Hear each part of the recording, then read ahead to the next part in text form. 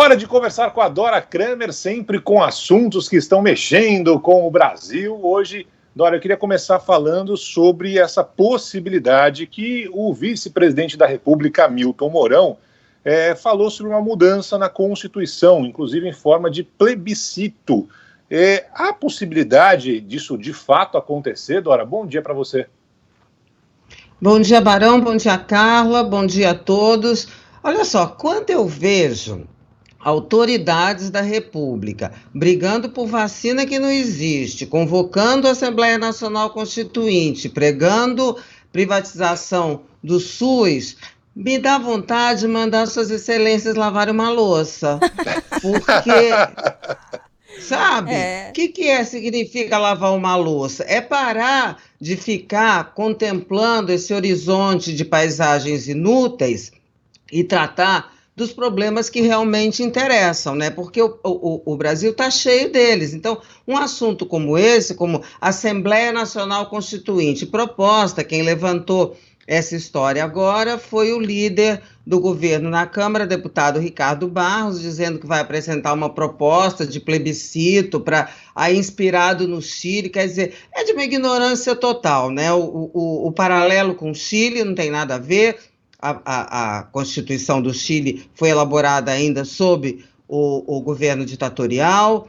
A nossa veio exatamente em seguida a transição democrática. Ninguém está falando disso, é completamente extemporânea. Mas a gente vê de vez em quando essa proposta ser defendida. O próprio general Mourão, vice-presidente, que hoje diz que isso não está no horizonte do governo, em 2018, na campanha eleitoral, ele defendia não só uma constituinte, como uma constituinte de notáveis. Quer dizer, você pega ali um grupo de luminares e faz uma constituição. Ora, isso é completamente fora do esquadro. Agora, governantes, a Dilma já fez essa proposta, é uma tentativa, sim, é um desejo, uma ilusão de que é possível fazer uma carta à imagem e semelhança do governante de plantão. Não, Assembleia Nacional Constituinte é uma coisa muito mais séria, requer que haja uma ruptura, né, no regime, no mínimo,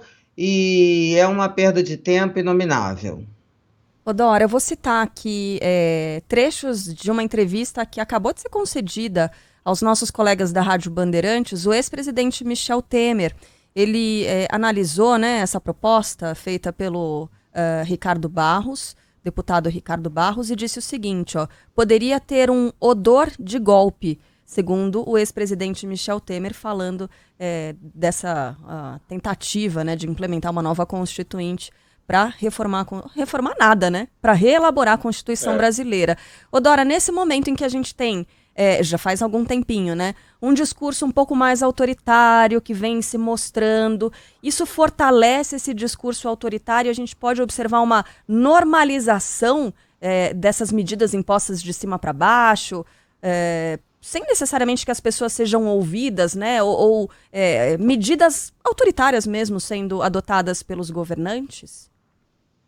Não vejo que haja uma normalização, até porque a reação a cada vez que se vem com uma conversa, que tem, como o ex-presidente diz, odor de golpe, mas o ex-ministro do STF, Carlos Veloso, que já presidiu o Supremo, logo que o Ricardo Barros falou disso, ele falou mais forte, não é odor de golpe, ele disse isso é golpe mesmo. Então a reação a essa proposta do apresentada pelo Ricardo Barros, ela foi veemente e veio de todos os setores, do judiciário, da sociedade, do parlamento. Não houve ninguém, eu pelo menos não vi ninguém dizendo que essa coisa era mais ou menos. E aí começa... Eu não entendi por que ele falou, se ele me pareceu, em primeiro momento, que fosse assim, ele queria comentar o negócio do Chile, o plebiscito no Chile, e aí fez uma declaração completamente equivocada. Mas quando ele disse que ia apresentar uma proposta,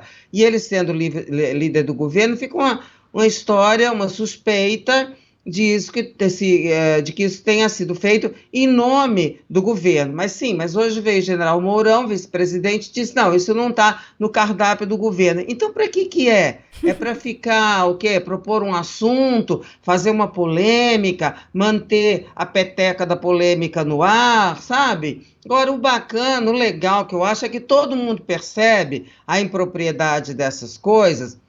E você vê que a discussão já está morrendo, porque levou pancada de todos os lados, quer dizer, não cola mais, né? O Brasil está ingovernável. O que Ricardo Barros critica, veja bem, na Constituição, que tem defeitos, mas é tida como uma das melhores constituições do mundo em termos sociais.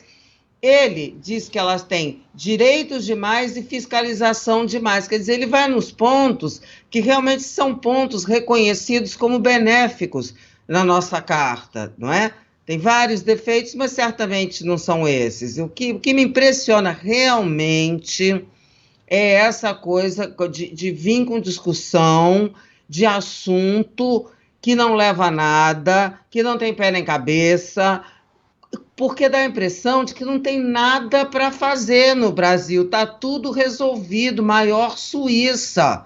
Quando você tem uma educação de péssima qualidade, um meio ambiente ameaçado, uma infraestrutura sofrível, um sistema político partidário completamente obsoleto, uma economia de rumo incerto, que a gente não sabe, principalmente com os efeitos da pandemia, como é que vai, enfim, tem uma infinidade de coisas para serem resolvidas antes das pessoas ficarem falando sobre inutilidades. Por isso que eu digo, dá vontade de mandar lavar uma louça. Lavar uma louça, tem que mandar mesmo. Agora, por mandar lavar louça, Dora, outra discussão que está rolando agora é sobre essa possibilidade de um decreto para privatização do SUS. É algo que também já começou a gerar polêmica nas redes, o pessoal defendendo o SUS, ainda mais no meio dessa pandemia que a gente está vivendo. E aí, Dora, vai prosperar também isso?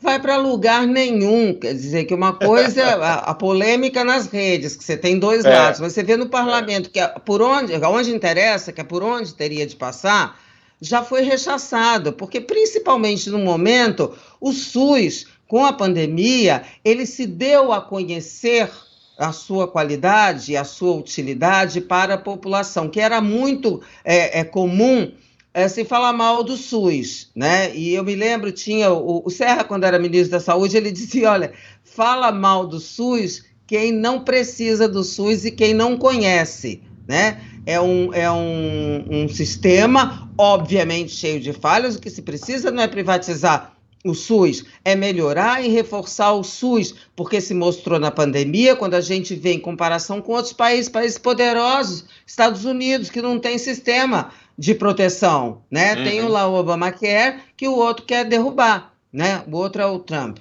Então, é algo muito bom, de muita excelência, que precisa ser melhorado, reforçado, e não jogado aí para privatização, porque tem tanta coisa que precisa ser privatizada, que não tem importância, que o Estado não tem que meter a mão, mas na garantia da saúde, que é uma garantia constitucional, está lá no início da carta, essa aí que o Ricardo Barros acha que pronto, já deu, que é função do Estado garantir isso. Então, esse negócio não vai para frente, jamais vai passar pelo Congresso, muito menos pelo crivo da sociedade. Pois é, Dora, a gente consegue estabelecer uma conexão entre um assunto e outro justamente por isso, né? O ministro disse que a nossa Constituição tem direitos de mais e talvez deveres de menos, e aí surge essa possibilidade aí de privatização do SUS, que salvou, um direito que salvou muitas vidas, né,